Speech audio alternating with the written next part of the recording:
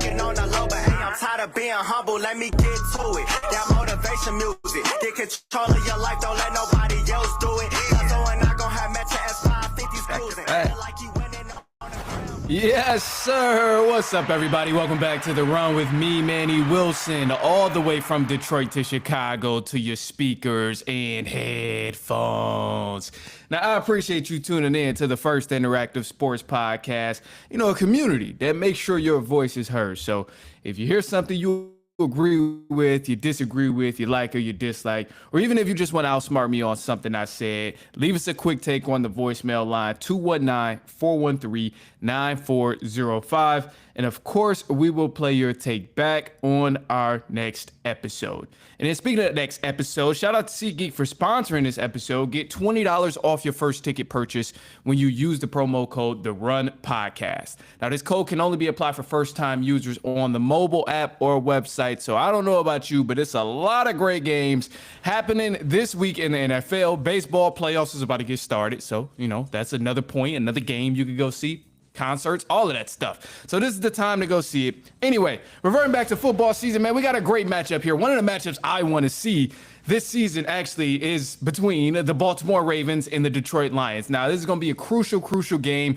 This is week 3 of the NFL. Both teams coming in 1-1. They lost a matchup early on in this season. And between the Ravens and the Lions, I got to tell you, man, I'm sorry, Lions fans, but I'm going with the Ravens, no doubt. Ravens money line, I'm hammering it every single time with this bet here. Because specifically, man, in this matchup, Baltimore Ravens, Detroit Lions, let me just tell you, bro, the Lions haven't beat the Baltimore Ravens in a regular game since 2005. And even yet, they played 5 times since 2005. 2 of those games were decided by less than 3 points, but the other 3 were straight blowouts. And then even more, let me tell you this. The Detroit Lions have never, ever in football history beat the Baltimore Ravens in Baltimore at all. Since these teams been playing against each other, they have never beat the Baltimore Ravens in Baltimore. So I'm just like, I can't really go aside from the Ravens in this matchup here because it just makes sense that the Ravens will win at home in Baltimore here. So obviously things can happen. Anything can happen. The Lions have a different team. They came off a hot game the other week against the Chicago Bears, but you just never really know. And the main reason I even say, aside from the statistics, I'll put it that way, aside from the statistics of the Lions never beating the Ravens in Baltimore, or the Lions losing to the Ravens every game since 2005, aside from those things, I also think the Lions struggle against mobile quarterbacks. And you think of all the quarterbacks that have given the Lions trouble, go back to the playoffs last season. Jaden Daniels, mobile quarterback. He tore the Lions apart. You go back to even other guys. Josh Allen last season tore the Lions up. Lamar Jackson has been doing it.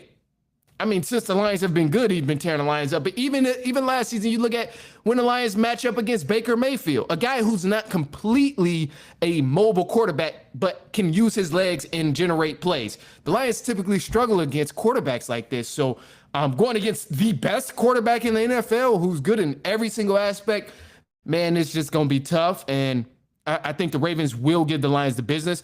Obviously, an area where the Lions can exploit, and I think they have a shot. I'm not going to sit here and tell you it's going to be a blowout type of game, but I think the Lions have a shot because Humphries is out. So the safety for the Baltimore Ravens, he'll be out. Obviously, that leaves the Ravens a little bit exposed in the secondary there.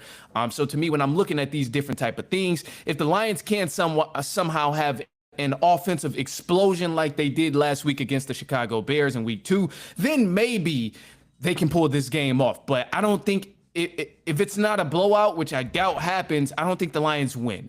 Close games have typically worked in the Ravens' favor whenever these two teams have matched up against each other. So I think if it comes down to a one possession type of game, somehow we see the Ravens end up winning again. Obviously, if it comes down to offensive possession, anything can happen with the way the Lions' offense has been lately. But that's just the area where I'm not too certain on, really. Yeah, I know the Lions, they put up 50 against the Bears. Any game where any team scores 50 points is a lot of points. Do not get me wrong, but hear me out. those 50 points against the Chicago Bears don't really tell me that the Lions offense is back. Just because week one, they looked a little rough. It's only been 2 games. One was against a really good defense in the Packers. The other was against the Chicago Bears, whose defense is not really good right now. They have a lot of injuries on that defense. So it's hard for me to be on the side of, yeah, the Lions offense is back. The Lions is going to be this offensive firehouse, how they were the past few years, when it's still super early on in the season. This game against the Baltimore Ravens will let us know what type of Lions team we're going to see throughout the season and what type of Lions offense we can kind of count on, because it's still hard to tell with the first 2 games, but hey man, the Ravens always are competitive. They're a solid defensive team, and yes, they are exposed a little bit in the secondary, but ultimately, man, it's going to be tough to beat the Baltimore Ravens. And I see the Ravens really kind of getting their way from an offensive standpoint against the defensive Lions. Now, the thing that worries me with the Lions, the defensive front, Marcus Davenport is down on the defensive front there. So that's a little scary too, because now you lose another guy who is a great defensive mind and another starter ultimately who can probably chase down Lamar Jackson and just, be able to help the scheme to contain Lamar Jackson, if anything. So it's going to be a battle, but ultimately I'm going to go here with the Baltimore Ravens winning this game. Now, this is a Monday night game, so it's going to be a minute if you listen to this right on the Thursdays. But above all, man, these quarterback matchups is really the biggest thing. Just the mobile quarterbacks, man. I think of all of the mobile quarterbacks that the Lions have played, and it just hasn't worked in their favor. Like the last few games, even going back to see some of the games, like the Josh Allen matchup last year against the Buffalo Bills, it was close. It was a close game. But ultimately, Josh Allen found a way to get a win. You look at some of the other games, Baker Mayfield last year. Yeah, he was there, but he found a way to get a win. I mean, Lamar Jackson last year when he played the Lions found a way to get a win. So for some reason, good quarterbacks just find a way to win.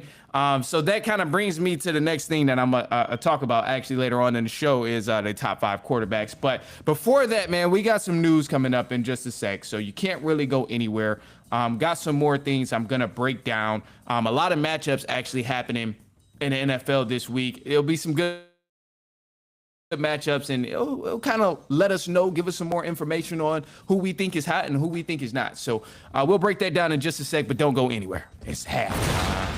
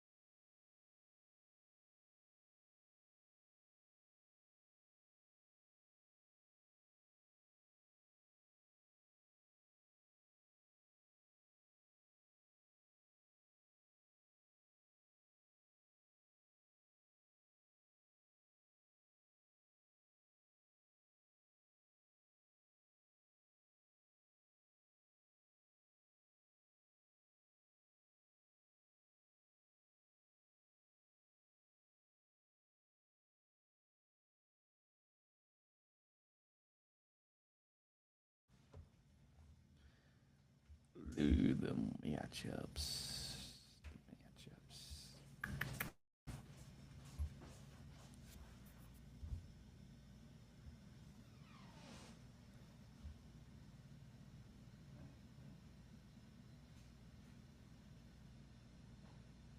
It's a real halftime break. I get a full 20 minutes. No, I'm not doing that. I'm just waiting to find one more thing, bro. That's it.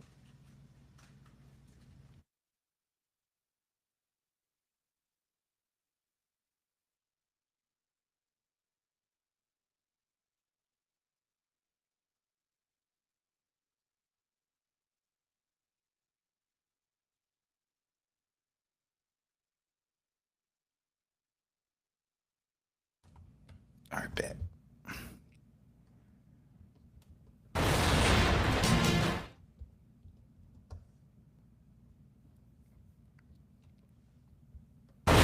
All right, man, welcome back to The Run with me, Manny Wilson. Let's get into it, man. We got some news for The Run.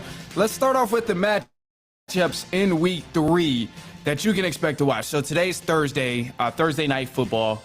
You got the Miami Dolphins versus the Buffalo Bills. Ain't no way I'm even giving the Dolphins a chance to win this game. Bills all the way. Bills by 40. So that'll be crazy. Anyway, you got the Atlanta Falcons versus the Carolina Panthers. This game is going to be happening in North Carolina. Packers. Did I say Packers or Panthers? I hope I said Panthers. But Falcons versus Panthers is going to happen in North Carolina. You got the Green Bay Packers versus the Cleveland Browns. That'll be happening in Ohio. The Colts versus the Titans. Bengals versus the Vikings. No Joe Burrow, so you'll have Browning stepping in instead of Joe Burrow. So we'll see what type of Bengals team this is going to be with no Joe Burrow. I mean, last week they somehow pulled out the win, but I mean, hey, Vikings, maybe they'll step it up. But the thing about the Vikings and the Bengals in this matchup is Vikings also won't have J.J. McCarthy starting. This will be two backup quarterbacks. You'll have Carson Wentz versus Browning in this matchup between the Bengals and the Vikings. So hopefully it's still a good game. And I think I'm excited to see Carson Wentz play, former MVP of the league. Maybe anything could possibly happen. Maybe he comes out and secures the starting spot for good. Like, who knows? But I'm interested to see that matchup between those two. I think it'll be unique. But that's happening in Minnesota. Outside of that, you got the Pittsburgh Steelers versus the Patriots in Foxborough. You got the Rams versus the Eagles. The Philadelphia Eagles are at home in that game. Buccaneers versus the Jets in Tampa, Florida. Commanders versus the Raiders. Texans playing Jaguars. Broncos playing the Chargers. Then you got the Saints playing the Seahawks. Cowboys will be taking on the Bears in the home opener for the Chicago Bears. We'll see what they do. Last week, there was a couple things that they did improve on, and some things they still need to work on. But I mean, ultimately, I've seen progress from week 1 to week 2. So we'll see how it goes there. I'll usually never cheer for the Cowboys. So in this rare occasion, I'm hoping the Bears actually beat the Cowboys, because I don't want the Cowboys to ever win games. And I'm just, they can still continue to suffer a few more years. Other than that, Bears are trying to get their first win of the season, though. They're 0-2 right now. So they're trying to get their first win and see what it does. And you got the Cardinals, Arizona Cardinals versus the 49ers. And the Kansas City Chiefs will be playing the New York Giants in New Jersey. And then Monday Night Football, as I mentioned, you have the Baltimore Ravens versus the Detroit Lions. Now, I'm excited because coming into the season here, there's a couple different things that were discussed, and there's some things that we need to revisit. We'll revisit it mid-season as well, and also before the playoffs. But I think it's extremely important that we establish right now, coming into the season, week 1 through week 3, and so far in the beginning of the season, the top 5 quarterbacks, who they are, because there's some confusion on who we think is the top 5 quarterbacks. So I'm going to initially lay it out. And again, we'll revisit this conversation mid-season and give a refresher on who's still in this top 5 slot. But right now, top 5 coming into the season and early on, you got Lamar Jackson at number 1 for sure, without a single doubt in my mind. Josh Allen at number 2. Joe Burrow at number 3. Yeah, he's always hurt, so he probably won't be in there mid-season. Patrick Mahomes at number 4. And then number 5, man, I know a lot of y'all ain't gonna like it, but Jalen Hurts is in there at number 5, bro. I gotta give it to Jalen Hurts. I know it's a lot of people who can debate the number 5 slot of who's there at quarterback. Some people might even go Dak Prescott. Dak Prescott was at number 5 for me for some time. Now I think the conversation even needs to turn toward Baker Mayfield of possibly being a top 5 quarterback. But hey, I'll explain all of that stuff a little later. The point is now that Jalen Hurts is a top 5 quarterback. It kills me to say this because I hate the Eagles. I don't ever want to see the Eagles win. They're annoying. I know a lot of people don't like the Eagles, and I get it, but it's almost a stretch not putting Jalen Hurts in that top 5 conversation. Because if you're starting a football team, think of it from this perspective as well. If you're starting a football team and you want a quarterback who can lead, who can be as dynamic as can be, There are not 6 other people you're putting on your team to lead a team outside of Jalen Hurts. I mean, he can throw, he can run, he's clutch, he's smart with the ball, and he runs an offense to perfection. He's a straight shooter, straight leader, man. And I know there's a lot of different things about his stats. And okay, well, Jalen Hurts, he's not top 10 in passing. He hasn't been top 10 in passing besides one time in one season since he's been in the league. I understand all of that, and I understand that perspective. Trust me, I've abused the stats of Jalen Hurts not being a top 5 quarterback. But this is where I have to turn back and just be honest with it, because this man can truly do everything on the field. Yes, he might not be as accurate as a Josh Allen or a Lamar Jackson, but he can still get the ball to where it needs to be in a timely manner. He still goes through his progressions and hits the open target and puts the ball exactly where it needs to be. And not only during the game, but in the clutchest moments of the game, Jalen Hurts does this. We seen against the Chiefs. Obviously, we know he didn't throw the ball too much, but times where they decided to throw the ball, he put it exactly where it needed to be to capitalize on the play and take advantage of the defense. That's what you need from your quarterback at all times, regardless of what the stats say of how accurate he is. If he's not the most accurate in the NFL, as long as he's putting the ball where it needs to be to take advantage of the defense, you can't really be mad at him. And for anybody who are throwing those stats around time after time of, okay, well, Hurts isn't this. He hasn't been top 10 in this, and he's not top 5. He can't throw. He hasn't thrown the ball. The offense doesn't even allow him to throw the ball. I get all of those arguments about the stats. But one thing I'll tell you, this is one stat you need to hear, because it's one thing to not like the Eagles' game plan. This is what Hurts can't help, that he's in a run system. He can't help that he has the best running back in the NFL and has to give it to Saquon Barkley. He can't help that type of thing. I don't like the Eagles either. But in the fourth quarter of one-score games, Jalen Hurts has the highest QBR of any quarterback in the last 3 seasons. If that don't tell you he's clutch, if that don't tell you he can't run, or he can run and he can pass the ball and he's smart with the ball and run the offense to perfection, I don't know what does. There's not a lot of quarterbacks who show up big in clutch moments of the game. Yes, they are accurate. There are some quarterbacks who are more accurate than him, but there are not 6 other quarterbacks in the NFL based on last season and so far this season that have Jalen Hurts beat from an overall perspective in a dynamic perspective of what a quarterback can bring to a team. I'm sorry. It's just not the case, man. And I'll leave you with this, because I know a lot of people are going to continue to abuse some stats about what Jalen Hurts can't do and why he's not throwing the ball. I get it. That's what you're supposed to do. If you go back and forth, if you say he's not a top 5 quarterback and I say he is, you're supposed to bring up some stats about it. So I'm going to leave you with this. Aside all of my stat heads, everybody who's like, a crazy stat head, and they refuse to put Jalen Hurts as a top 5 quarterback from a statistical perspective. Anyone who looks at it and they're like, no, Hurts could never be a top 5 quarterback because he doesn't throw the ball enough and he doesn't have the stats to back him up in terms of being a top 5 quarterback. I'll leave you with this. Troy Aikman. Is Troy Aikman not one of the best quarterbacks in the NFL? Is Troy Aikman Hall of Famer, 3 times Super Bowl champion? Is he not one of the best quarterbacks in the NFL? Assuming the answer is yes, of course he is.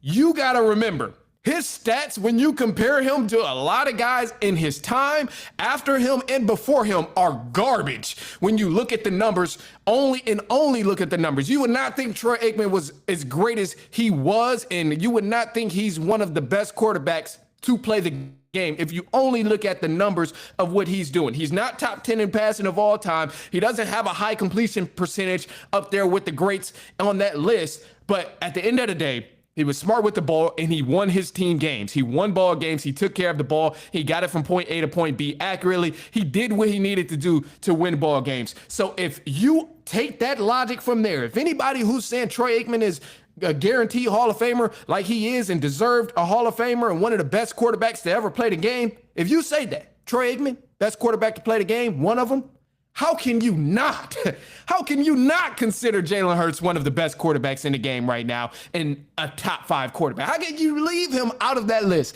It's just crazy to me, because the logic, it's almost forced. It's almost forced to leave Jalen Hurts out of that top 5 quarterback spot. And it's crazy. I'm on the side. I've been on the side of, he's not there just yet. A lot of people are playing at a high level, but Hurts has been consistent in everything that he's done since he's been in the NFL. You say he can't throw. We've seen what he did to the Chiefs in the Super Bowl. Okay, you say he's inaccurate, but yet in the fourth quarter, he's showing up clutch and completing his passes. Highest QBR in the fourth quarter of any quarterback in the last 3 years. So you can throw all these stats around of he's not throwing the ball, but ultimately he has a smaller portion of sample size to use of, okay, well, we're watching him throw the ball just as much as Josh Allen, or where we're not watching him throw the ball just as much as Josh Allen. So these things, it does make a difference. I understand. And you can manipulate the stats however you want to, but ultimately this is a guy who has been leading his team and getting wins. And ultimately, if I'm a head coach, bro, that's what I want on my team. I want someone who is very dynamic, can do it all, can throw, run, pass, protects the ball, smart, and ultimately getting my team to win. Hurts has been winning ever since. I mean, he's been winning since we've known who he was. So I have to give him his credit there, man. And, you know, I get it. Some people might not like the Eagles. I don't like the Eagles, but you got to put him up there in a top 5 quarterback slot. It's almost disrespectful at this point to not put him as a top 5 quarterback, at least so far in the beginning of the season. Based on last season, he's for sure a top 5 quarterback. This season so far, he still remains in that slot. Now we'll revisit the conversation come mid-season of who's the top 5 quarterback. But as of now, he's up there, man. And I don't think he'll change too often unless Dak Prescott has a monster season, which is possible, unless Baker Mayfield continues to tear it up how he's been doing. He's earned a lot of respect. I don't think there's many guys you could replace in that top 5 slot for Jalen Hurts. He's up there. He's in that conversation, man. He's definitely solidified that 5 spot based on last season and coming into this season. Yeah, he ain't throw the ball every play, or yeah, he doesn't throw the ball every play, but that's not his fault. It's the game plan. He's carrying out the game plan and he's finding ways to win the ball game. So I'm not upset at that, but I'm happy for it. And I mean, wish him the best of success. I just hope he don't win another Super Bowl because I want the Falcons to win. Other than that, I'm gonna leave y'all on a positive note here.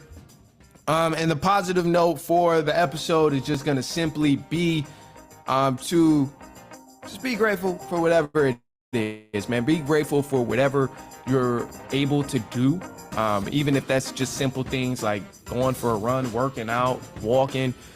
Just be grateful for certain things, because there's always someone that wishes they had exactly what you had, and not even in a hating sense, but just something where it's unfortunate. So I'm gonna just leave it at that. Even with the job, I know everybody hate their damn job, or a large majority. I'll say that a large majority hates their job, but you gotta be grateful for it. Some people trying to get a job and can't get a job right now. So, you know, and they're qualified, but I'm gonna just say that. Be grateful for something. So just find some things to be grateful about. Say to yourself, give me 3 things, and just give yourself 3 things on occasion of what you're grateful about, because it's always something that you can be grateful for. Other than that, man, that's all I got. So that's a positive note. I'm gonna leave y'all with that, and then I'll be back. It's the weekend, so have a great weekend. We'll be back later on next week, and so on and